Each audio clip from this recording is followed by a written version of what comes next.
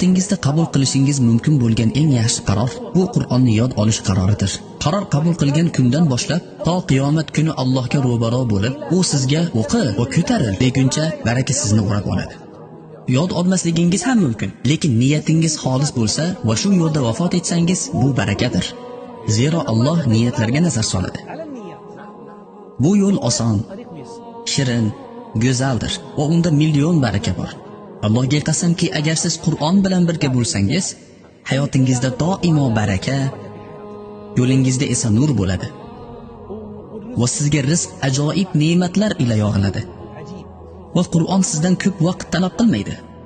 Agar kishi har kuni shom va xufton yoki bomdod va quyosh chiqish oralig'ida o'zini bag'ishlasa, Allohning kitobini o'zlashtirib oladi.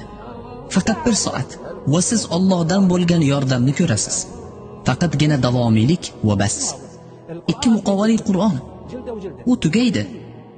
Bor yo'g'i 600 sahifa va tamom. Agar bu ishda tirishqoq bo'lsangiz, 2, 3, 4 yil o'tmaydi va siz uni bitirib, Allohning kitobini hofiziga aylanasiz.